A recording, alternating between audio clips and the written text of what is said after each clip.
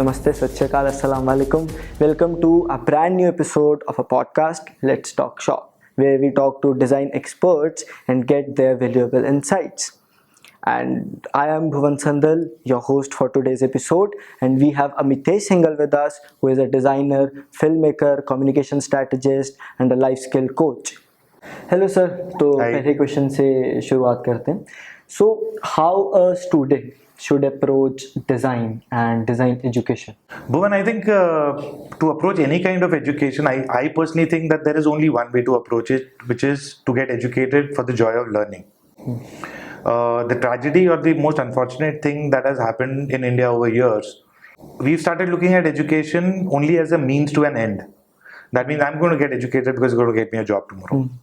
Or what kind of a job would I get? So most of our decisions are based on that. Rather than what am I going to study, is it going to be fun or not? Is my learning fun or not? We're not being in the present. We're constantly looking at, students are constantly looking at, if I'm learning this, how is it going to help me tomorrow?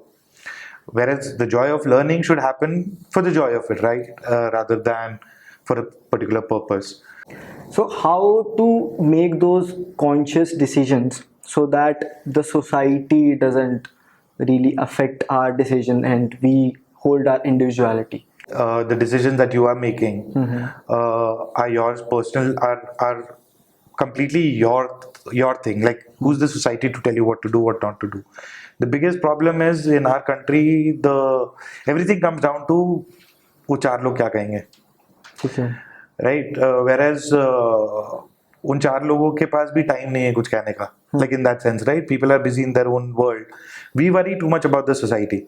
I think an individual should be able to decide, and when I'm saying an individual, it should be independent from their parents, their teachers, the society that they come from. They should be making independent decisions in terms of what is it that they want to do. I think a lot of things could change if we just change the question. Instead of asking people what they want to do, if we start asking them what is it that you would want to solve. Okay. Even a 5-year-old child would be able to tell you actually what is wrong with the world, and this is what I want to change.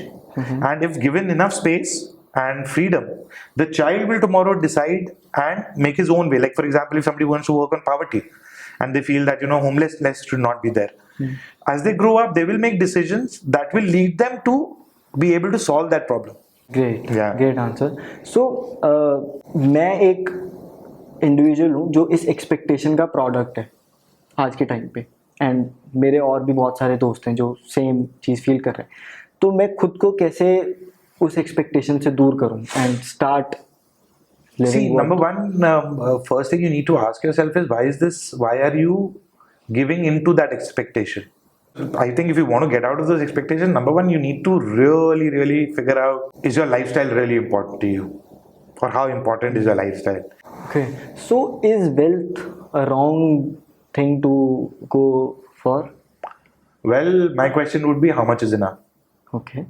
So wealth in itself is not bad, but what do you want that wealth for? If you want that wealth for people to see and say, oh, because you're wealthy, you're good, then a bad idea for accumulating that wealth. Wealth should be enough for you to, live a good life, a life where, apart from your basic requirements that you fulfill with money, I think you should have enough to comfortably live a life where you're free in your mind. Wealth should empower rather than what it does to us now. I would rather think that one should, instead of being ambitious for wealth, one should be ambitious for self-growth. Like, in the sense that how do I grow better in terms of as a person? Wealth will come. If not today, it'll come someday. But before that, how much is enough? Like, for example, as an individual, we all have our own identity, right? But that identity, most of that identity is not chosen by us. It was given to us by birth. So your religion, your caste, your social class, all that, your community, your citizenship, all that is given to you. You have no choice in that. And most people are not able to think or even move beyond that given identities. Yes. Right? So they think of themselves only through those and through those attributes. Lenses. I personally, those lenses. And I would personally think that, the only way you can actually know who you are, what do you want, where is it that you want to go, where you're coming from, can only happen once you start looking at yourself beyond these given identities. And once you're able to do that, you will automatically start developing empathy for everybody else. Because then for you, those people around you, that society is also beyond all these things.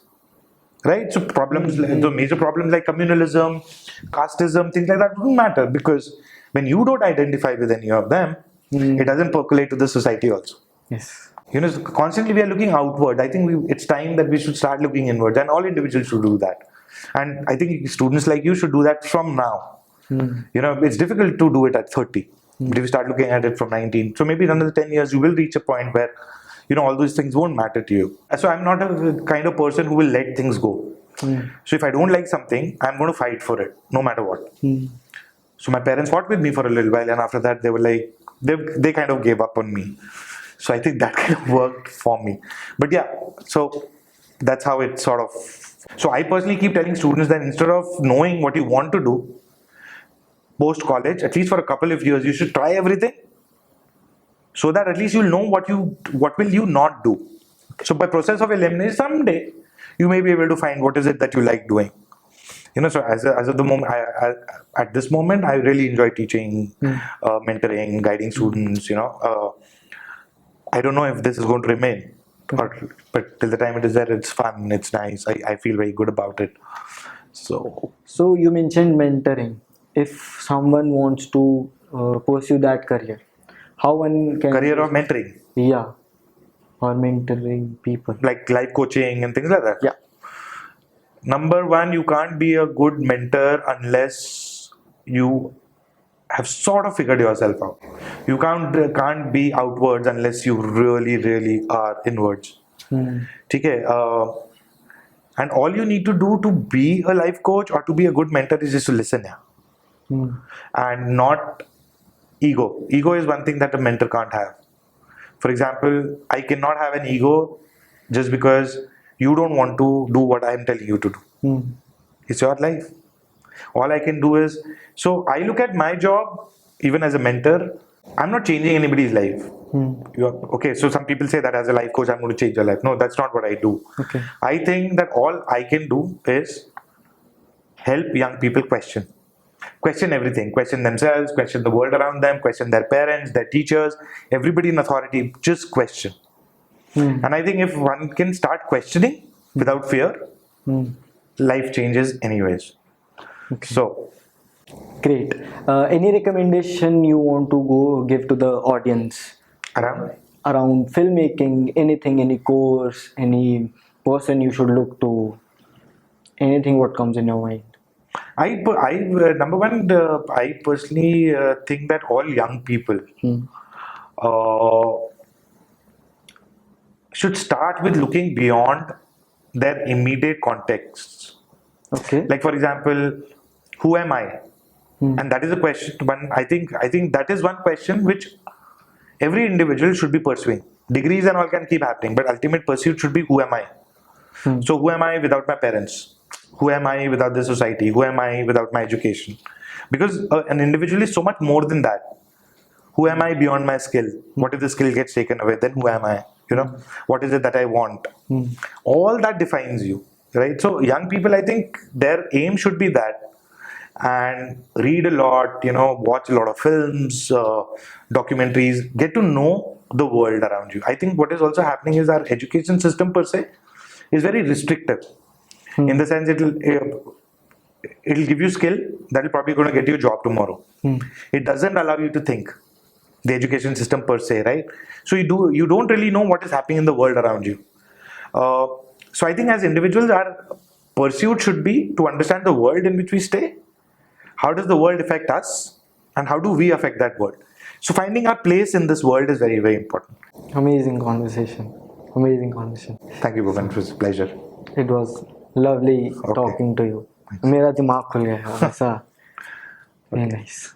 So I hope आपको भी इतना ही मज़ा आया होगा और सीखने के लिए बहुत कुछ मिला होगा. I hope you enjoyed it. मुझे तो बहुत मज़ा आया. For more such content, do follow Chitkara Design School's Instagram and LinkedIn profile, and subscribe to our YouTube channel. Thank you so much.